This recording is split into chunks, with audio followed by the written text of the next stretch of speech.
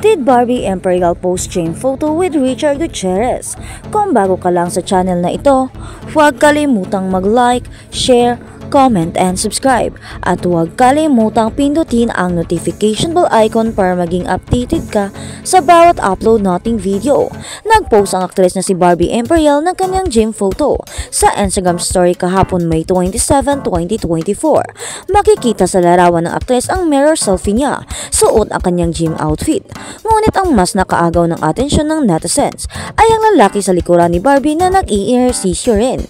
Hindi malinaw ang mukha ng lalaki na naka-headset, sombrero at naka-black sando. Base sa larawan, tila magkasing katawan ang lalaki sa likuran at ang nalilink niyon kay Barbie na si Richard Gutierrez. Ito rin ang hinala ng netizens. Mababasa sa isang Reddit post, so si Richard ba ang nasa likod ni ate mo Barbie? Haha, kaloka.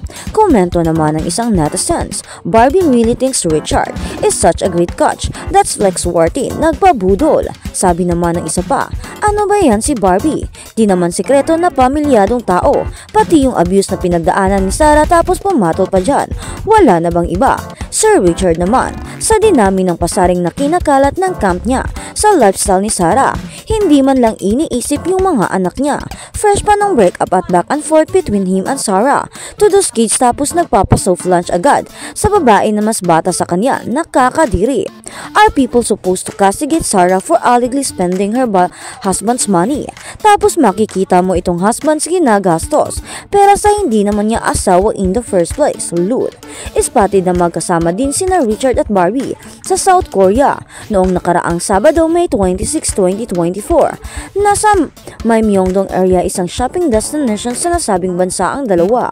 Sa Facebook nung araw na iyon, isang netizens ang nagpost ng mga larawan ni Richard at Barbie. Sabi lang nito, kaya na maglagay ng captions with laughing emoji.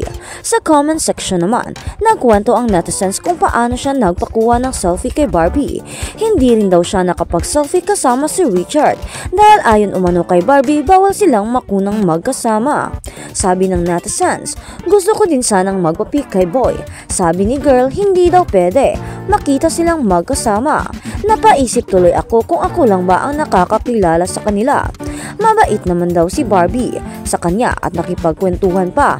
Lalo pa raw naging interesante ang kanilang pag-uusap nang sabihin niyang Bicol na siya tulad ng aktres. Ipinanganak at lumaki si Barbie sa Daraga, Albay. Lahat ng netizens, pero mabait si girl, nakipagkwentuhan pa konti sa akin. Sabi ko Bicolana ang mama ko. Kasama din pala si mama niya. Andyan po si mama, tinuro niya. Marunong daw kung magbikol, sabi ko konti lang. Kasi laking Manila ko. Pagtapos niya sa komento niya sa life niya, kaya we respect ang choice nila lalo na sa love life. As public figure sila, if they keep secret nila, dapat hindi sa public area. If ayaw nila kay Christy at Ogie.